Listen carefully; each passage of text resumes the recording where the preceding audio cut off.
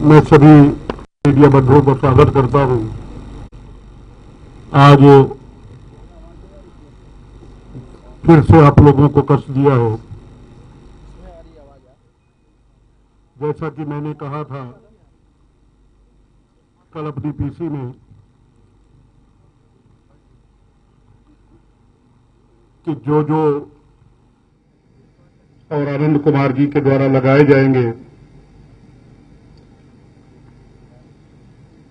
मैं उनका तथ्यों के साथ, प्रमाण के साथ जवाब दूंगा। और कल मैंने तथ्यों के साथ, प्रमाण के साथ आप लोगों के माध्यम से जवाब दिया। आप लोगों ने सही बात दिखाई, छापा, इसके लिए मैं आपका आभारी हूं। कल जो पीसी मेरी प्रेस कॉन्फ्रेंस के बाद मायावती जी ने की और उसमें जो भी बातें रखी, जो सारी की सारी झूठ फरेब के साथ साथ साजिश से भरी हुई बातें रखी, उनका मैं जवाब दूं उससे पहले मैं बता दूं कि जैसा आपको पता है कि श्री दयाशंकर सिंह का एक प्रकरण चल रहा है। एफआईआर दर्ज हुई थी दयाशंकर जी के खिलाफ भी और मेरे खिलाफ भी और दूसरे लोगों के खिलाफ। उसमें मैं आज हजरतगंज कोतवाली में बुलाए जाने पर कानून के तहत अपना बयान दर्ज करा के आया हूं। जहां तक मायावती जी द्वारा कल मुझे ये कहा गया कि मैं टेपिंग ब्लैकमेलर हूं, मायावती जी ने मानवर श्री कांशीराम जी के समय से आज तक हजारों बीएसपी मिशन के लोगों को प्रताड़ित करके, झूठे आरोप लगाकर, अपमानित करके पार्टी से निकाल दिया। और अगर जो नहीं निकले, इतना उनको प्रताड़ित किया कि वो पार्टी छोड़ के चले गए। जिनको निकाला गया उनमें कुछ लोगों, हजारों को निकाला। उनमें जैसे श्री राज बहादुर, स्वर्गीय जंग बहादुर पटेल, ये सब प्रदेश अध्यक्ष थे। स्वर्गीय राम लखन वर्मा, ये मंत्री थे। स्वर्गीय भागवत पाल, स्वर्गीय सोनीलाल पटेल, स्वर्गीय बरखू राम वर्मा, स्वर्गीय दीवान रघुनाथ सिंह लोधी, माननीय रामाधीन बाबू जी, एक बरैया, फूल सिंह बरैया थे मध्य प्रदेश के, वो भी हैं। श्री आर के चौधरी, श्री बाबू सिंह कुशवाहा, श्री जुगुल किशोर, श्री ब्रजलाल खाबड़ी, श्री बलिहारी बाबू आदि सहित हजारों लोगों को पार्टी से निकाल दिया। इतना प्रताड़ित किया, इतना प्रताड़ित किया, इसके बाद निकाल दिया। और कुछ लोग जो ज्यादा प्रताड़ित हो गए उनमें से पार्टी छोड़ के चले गए, जैसे श्री स्वामी प्रसाद मौर्य, ब्रजेश पाठक वगैरह वगैरह। और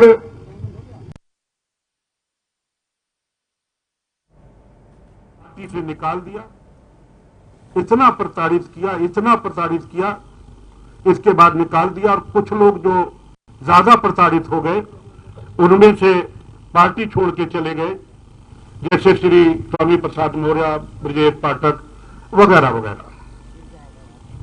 और झूठे आरोप व अपमान के सदमे में जिनको निकाला, उनमें लगभग आधे लोग उस सदमे से मर गए।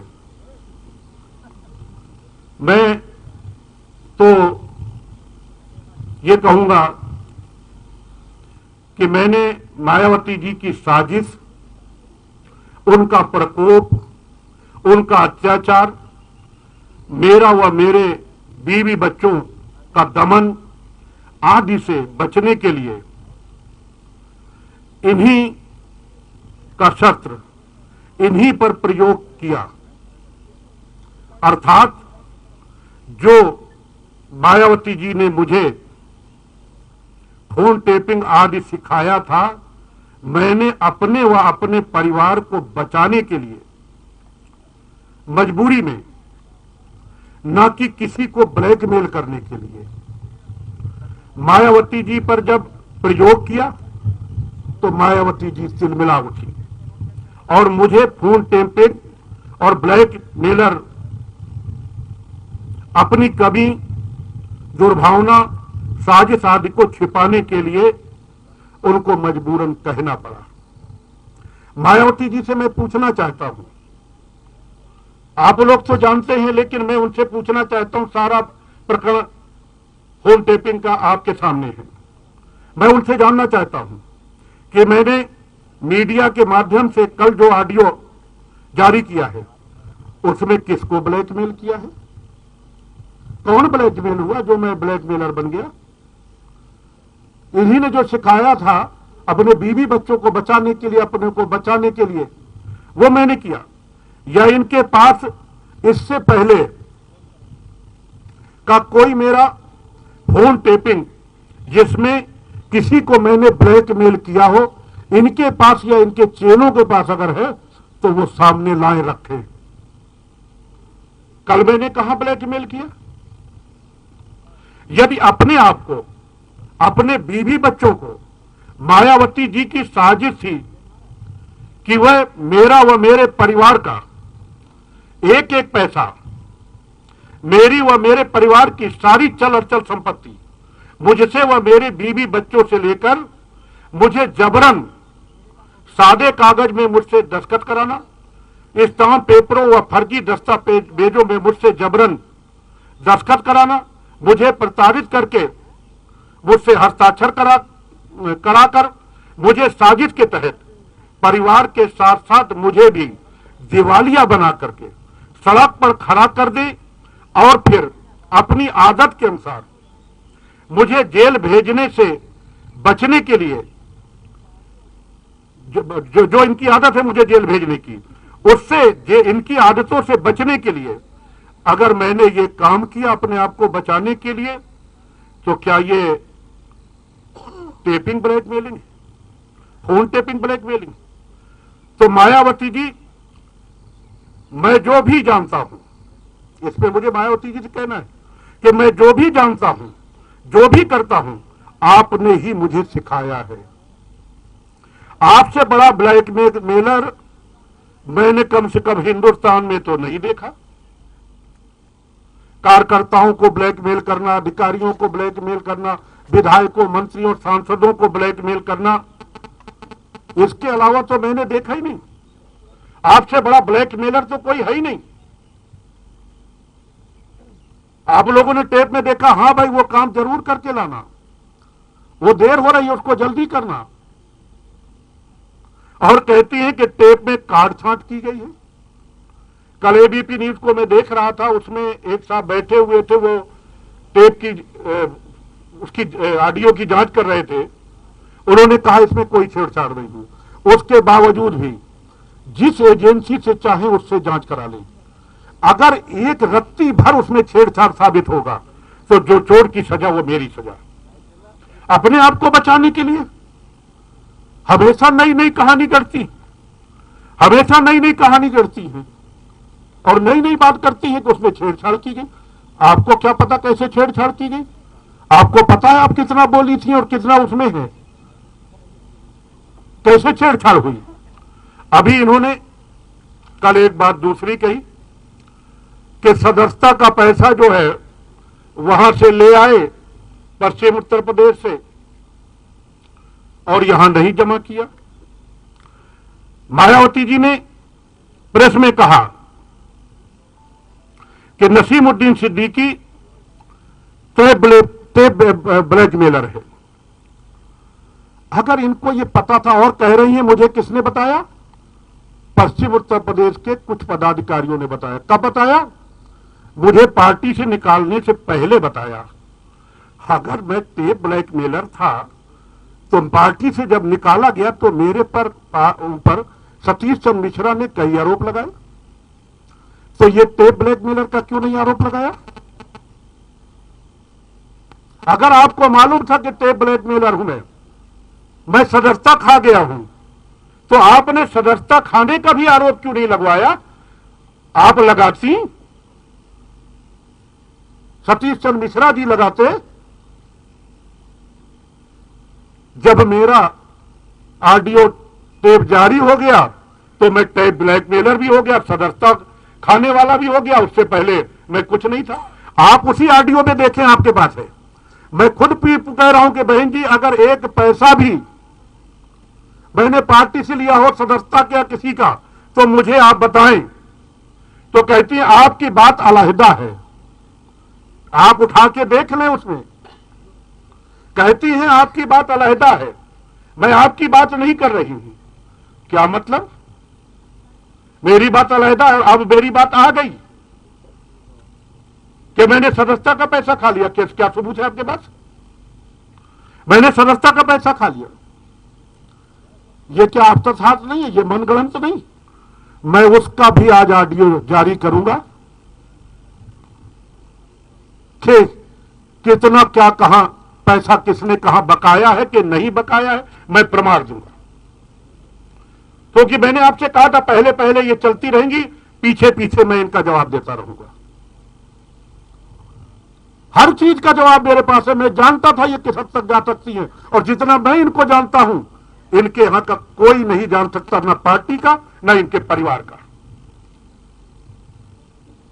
इन्होंने कहा, सतीश चंद्र मिश्रा जी ने आरोप लगाए, तो फिर नहीं कहा कि सदस्यता बकाया है, फोन टेपिंग करता था, ये करता था। ये जब मैंने फोन ऑडियो जारी कर दिया तो भी सब पता चल गया इनको। कल मैंने मीडिया में जो जारी किया, जैसा मैंने कहा इन्होंने स्वीकारा, मायावती जी ने, कि आपकी बात अलहदा है, आपके ऊपर कोई भी पैसा बकाया नहीं है। फिर भी मैं कह रहा हूं बहन जी, मैं बेच के सारी प्रॉपर्टी आपको दे दूंगा, जैसा आपका आदेश है। ठीक है, आगे बढ़ जाओगे। अरे वाह रे। इसके साथ साथ इन्होंने उस टेप में 4 विधानसभा सीटों का जिक्र किया। कौन कौन से थे? एक सिवाल खास था, एक मोदी नगर था, एक लोनी था, और एक साहिबाबाद था, अमरपाल शर्मा वाली सीट जिसको कह रहे थे। चारों कैंडिडेट यहां बैठे हुए थे कल। चारों ने कहा कि हमारे ऊपर अत्याचार हो रहा है, बार बार हाथ जोड़ के खड़े हो रहे थे। और आप जब कहेंगे तब मैं फिर खड़ा कर दूंगा। इसके अलावा जो इन्होंने खुद ही नहीं बताया कहीं का पैसा जारी बकाया है। इसके बाद इन्होंने नहीं बताया। और फिर अरे ये बताओ भाई, कितनी सदस्यता होती है? लाखों में है, करोड़ों में है, हजारों में है।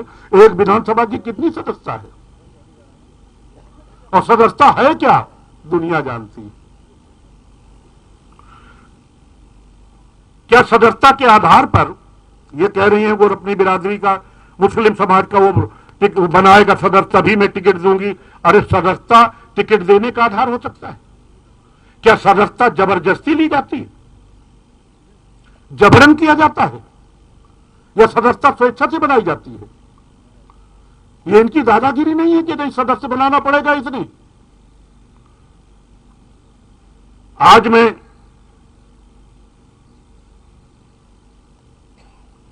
उसका भी प्रमाण दूंगा जो इन्होंने कहा कि आपको प्रदेश कार्यालय में सदस्यता जमा करा करके बेबाक करना चाहिए था सारा कुछ। आज मैं उसका भी ऑडियो, अभी चूंकि इन्होंने प्रदेश कार्यालय का नाम लिया था कि वहां जमा करना चाहिए। इनका तो कल आ गया था कि कोई नहीं, आपकी बात अलग है। प्रदेश कार्यालय का मैं ऑडियो अभी आपके सामने बाद में जारी करूंगा। इन्होंने कहा मैंने रिकॉर्ड देखा है। रिकॉर्ड कहां होता है? और जहां रिकॉर्ड होता है वहां का प्रमाण मैं आपके बीच में रखूंगा, लेकिन जो बातें इन्होंने कल अपनी पीसी में कहा है उसको मैं क्लियर कर दूं। इन्होंने कहा कि इनके बेटे को फतेहपुर से टिकट दिया और बुरी तरीके से हार गया। बुरी तरीके से हार गया। माननीय सांसद जी को कल नहीं थे, आज मैंने बुलाया, सालिम अंसारी साहब बैठेंगे। कल अच्छे लाल निषाद जी थे, दोनों के सामने बुला करके मुझसे कहा कि फतेहपुर में कैंडिडेट नहीं मिल रहा है, वहां मुस्लिम लड़ाना है, अपने बेटे को लड़ा दो। मैंने कहा बहन जी, फतेहपुर में हमने कभी काम नहीं किया। उन्होंने इनसे कहा, सालिम साहब बैठे हुए हैं, कि भाई इनको समझाओ अपने बेटों को वहां लड़ा दे, पार्टी हित में है। मैंने कहा पार्टी हित में है तो मैं अंडमान निकोबार में लड़ा दूंगा। इसके बाद कहने लगी कि लेकिन शर्त यह है कि तुम वहां पर इसको चुनाव लड़ाने के लिए नहीं जाओगे, डेरा नहीं डालोगे, एक आध दो प्रोग्राम लगा दोगे, वरना दूसरे क्षेत्रों में प्रभाव पड़ेगा। मैंने अपने बेटे से कहा, बेटा खुद कहने लगा कि मैं कभी नहीं गया, मैं क्या करूं। मैंने कहा बहन जी का आदेश है और वो कह रही है कि पार्टी हित में जाओ। ये वहां गया, चुनाव लड़ा। जब हम चुनाव जीते थे, एमपी बने थे, तो 2 लाख वोट में जीत गए थे।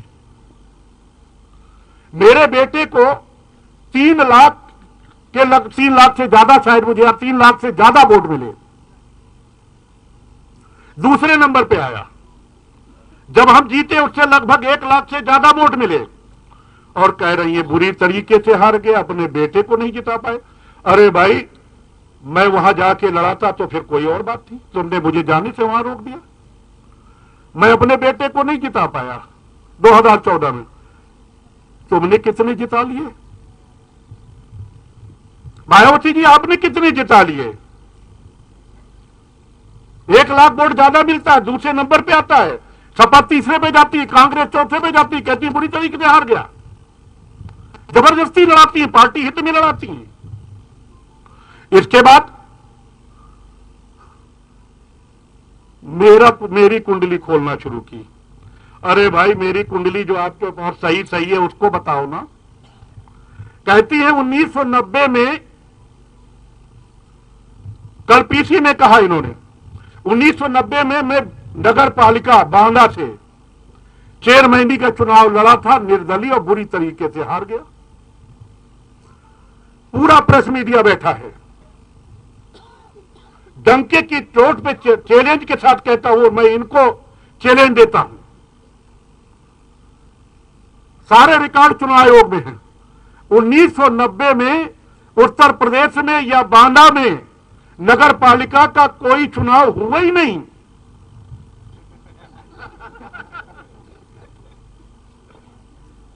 अरे तुम 4 बार मुख्यमंत्री रही हो, वो अलग बात है कि डूबती हुई पार्टी की राष्ट्रीय अध्यक्ष हो। पता तो कर लो, इतिहास भूगोल का पता कर लो। परवेज भाई बैठे हैं, सब मालूम है कब कब चुनाव हुआ है, बांदा के हैं। 90 में चुनाव नहीं हुआ, मैं लड़ गया। आज मैं कहता हूं मायावती जी से कि अगर 90 में चुनाव हुआ होगा, मेरे लड़ने हारने जीतने तो छोड़ दो। अगर 90 में नगर पालिका का बाई इलेक्शन ही सही, बांदा का हुआ होगा जनरल या बाई इलेक्शन, तो मैं राजनीति से संन्यास ले लूंगा। वरना मायावती जी, आपके अंदर जरा भी नैतिकता है तो आप राजनीति से संन्यास ले लो, गुमराह मत करो। कांशीराम साहब के मिशन को तो घोल के आप पी गई, बेच डाला, बर्बाद कर दिया। सतीश चंद्र मिश्रा जी के एंड कंपनी के इशारे में बर्बाद कर दिया आपने। आप बेबुनियाद झूठे आरोप लगा रही हो।